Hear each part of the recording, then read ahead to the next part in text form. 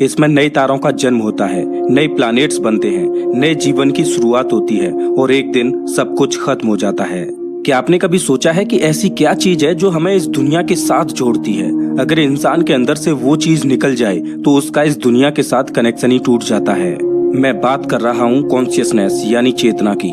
इंसानी शरीर में चेतना ही वो चीज है जो एक मरे हुए इंसान और एक जिंदा इंसान में फर्क पैदा करती है। आपको क्या लगता है कि ये विशालकाय ब्रह्मांड जिसमें जन्म और मृत्यु का प्रोसेस चलता रहता है, नए तारे जन्म लेते हैं और मरते हैं, ये ब्रह्मांड जो सबको जीवन देता है, क्या इस ब्रह्मांड की खुद की कोई चेतना है जो इस ब्रह्मांड को चला रही है? प्राचीन समय से ही लोग इस गुत्थी को समझने की कोशिश करते आए हैं कि हमारी ये दुनिया आखिर काम कैसे करती है, और आज भी हम इस ब्रह्मांड के रहस्यों को समझने में लगे हुए हैं। आज हम अपने ब्रह्मांड को जैसा देखते हैं ये हमेशा से ऐसा नहीं था। वैज्ञानिकों के अनुसार लगभग 13.8 अरब साल पहले हमारा ब्रह्मांड बिग बैंग से अस्तित्व में आया। समय के साथ इसमें एटम्स और मॉलिक्यूल्स बने, जिसके बाद स्टार्स, प्लैनेट्स और गैलेक्सीज का निर्माण हुआ।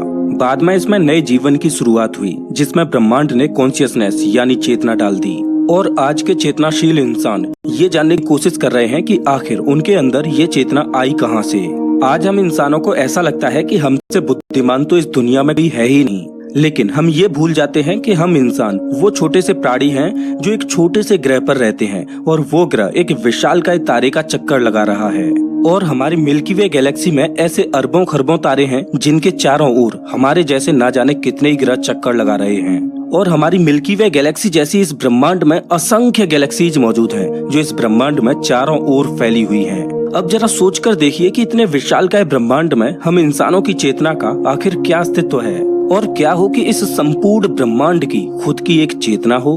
हमारा ब्रह्मांड मैथमेटिकली बैलेंस्ड है। ऐसा लगता है कि किसी ने सोच समझकर इस ब्रह्मांड को बनाया हो। इस ब्रह्मांड में ऐसी कोई भी चीज नहीं है जो रैंडम हो। इस ब्रह्मांड में हर एक चीज के पीछे कोई न कोई फिजिकल लॉ काम करता है जिसे मैथमेटिकली डिफाइंड किया जा सकता है। हर एक घटना के घटने के लिए कोई न कोई कारण होता है। बिना किसी कारण के इस ब्रह्मांड में कोई भी घटना नहीं घट सकती। हाल ही में इसरो ने विक्रम लैंडर को चांद की सतह पर उतारा। वो ऐसा इसलिए कर पाए क्योंकि उनके पास चांद की मैथमेटिकली डिटेल्स पहले से ही मौजूद थीं, जैसे कि चांद की ग्रेविटी, चांद की पृथ्वी से दूरी इत्यादि। वैज्ञानिक पहले से ही जानते थे कि उनको चंद्रयान को कितनी रफ्तार से चांद पर भेजना है, कितनी ऊंचाई से और कितने एंगल पर थ्रस्टर्स को चालू करना है और उन थ्रस्टर्स की मदद से कितना फोर्स प्रोड्यूस करना है कि बिना क्रैश हुए चंद्रयान को चांद की सतह पर लैंड कराया जा सके। मैं जो कहना चाह रहा हूँ कि ब्रह्मांड मैथमेटिकली डिफाइंड है और इसमें रैंडमली कुछ भी नहीं हो रहा और हर एक घटना के पीछे कोई न कोई कारण जरूर है। जैसे कि मान लो चांद की ग्रेविटी रैंडम होती, मतलब एक पल में ग्रेविटी बहुत ही ज्यादा कम हो जाती तो दूसरे ही पल में ग्रेविटी बहुत ज्यादा बढ़ जाती,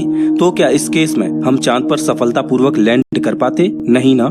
वैज्ञानिकों को ये चीज हमेशा परेशान करती रहती है कि ब्रह्मांड आखिर इतनी परफेक्टली काम कैसे कर रहा है। कोई तो होगा जिसने इसे इतना परफेक्टली डिजाइन किया है, या फिर हमारा ब्रह्मांड अपने आप में एक बहुत बड़ा सा जीव है जिसमें खुद की चेतना है।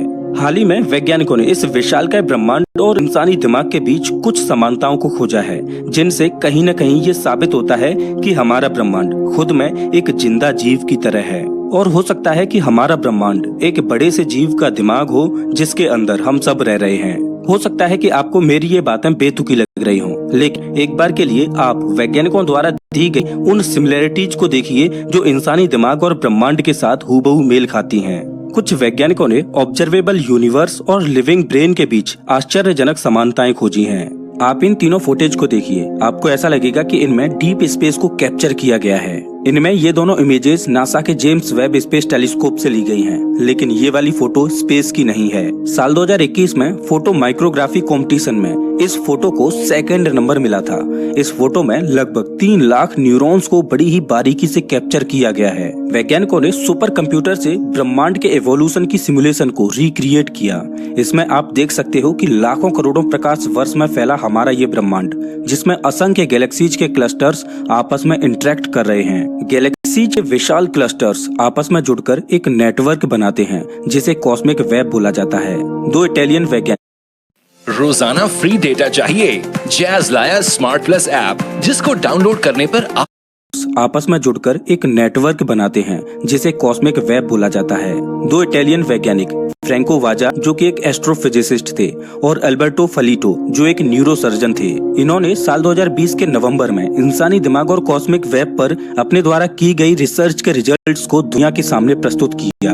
इस रिसर्च के दौरान मिले परिणामों ने पूरी साइंटिफिक कम्युनिटी को आश्चर्यचकित कर दिया। इन दोनों वैज्ञानिकों ने इंसानी दिमाग के न्यूरॉन्स के नेटवर्क और ब्रह्मांड में गैलेक्सीज से बने कॉस्मिक नेटवर्क की तुलना की तो उन्हें पता चला कि इंसानी दिमाग और ब्रह्मांड के बीच ज्यादा फर्क नहीं है अगर इसके आकार को छोड़ दिया जाए तो। आप एक बार इस तस्वीर को देखिए जिसमें एक तरफ इंसानी ब्रेन है तो दूसरी ओर हमारा ब्रह्मांड। क्या ये एक इत्तेफाक है कि हमारे ब्रेन का इंटरनल स्ट्रक्चर और ब्रह्मांड का कॉस्मिक वेब आपस में मेल खाते हैं? शायद ये एक इत्तेफाक हो, लेकिन आप अगली समानता को देखिए। हमारे दिमाग में जो न्यूरल नेटवर्क है अगर उसे ब्रह्मांड के बराबर स्केल कर दिया जाए तो जिस तरह से ब्रह्मांड में मैटर डिस्ट्रीब्यूटेड है उसी तरह हमारे ब्रेन में सेल्स डिस्ट्रीब्यूटेड हैं जो कि गणितीय रूप में बिल्कुल आइडेंटिकल हैं। यहाँ तक कि हर एक न्यूरल नोड में एवरेज 4 कनेक्शन होते हैं, वहीं ब्रह्मांड के गैलेक्टिक नोड में एवरेज 5 कनेक्शन होते हैं। वैज्ञानिकों का मानना है कि हमारे दिमाग और ब्रह्मांड का कॉम्पोजिशन लगभग सेम है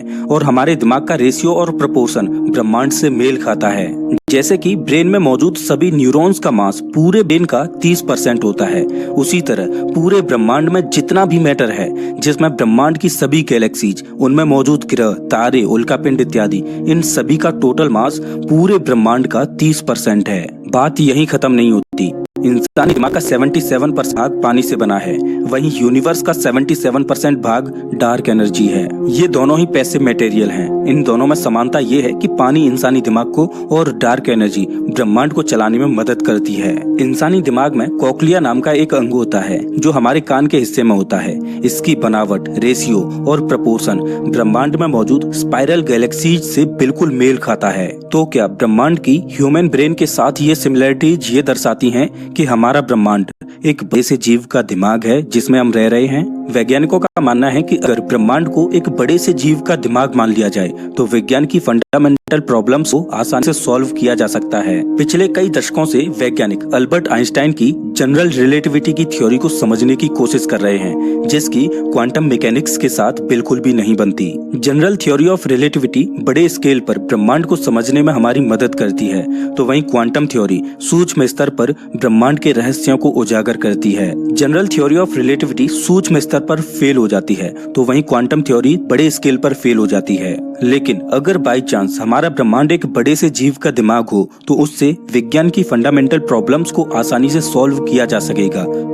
अगर ब्रेन की बात करें तो उसमें इलेक्ट्रिकल सिग्नल्स आधे मीटर से लेकर 100 मीटर प्रति सेकंड की रफ्तार से ट्रेवल करते हैं। वहीं ब्रह्मांड का कॉस्मिक नेटवर्क प्रकाश की गति से लगभग 3 लाख किलोमीटर प्रति सेकंड की रफ्तार से इंटरेक्ट करता है। ब्रह्मांड में प्रकाश की यह गति भले ही हमारे लिए बहुत तेज हो, लेकिन जिस तरह से ब्रह्मांड की विशालता है उस हिसाब से ब्रह्मांड के सापेक्ष में प्रकाश की ये रफ्तार बहुत बहुत कम है। जैसा कि हम जानते हैं कि हमारे सबसे पास की पड़ोसी गैलेक्सी एंड्रोमेडा है जो हमसे 2.5 मिलियन प्रकाश वर्ष दूर है। मतलब अगर हमारी धरती से एंड्रोमेडा गैलेक्सी के लिए कोई सिग्नल ट्रांसफर किया जाता है तो उस सिग्नल को प्रकाश की गति से ट्रेवल करने पर भी 2.5 मिलियन सालों का वक्त लगेगा एंड्रोमेडा तक पहुंचने में। तो आप सोच सकते हो कि ब्रह्मांड के सापेक्ष में प्रकाश की गति कितनी कम है। जैसा कि हम जानते हैं कि अगर हमारे दिमाग में कोई थॉट आता है तो हमारे न्यूरॉन्स को इंटरेक्ट करने में ज्यादा समय नहीं लगता, भले ही हमारे ब्रेन में सिग्नल्स आधे मीटर से लेकर 100 मीटर प्रति सेकंड की रफ्तार से ट्रेवल करते हों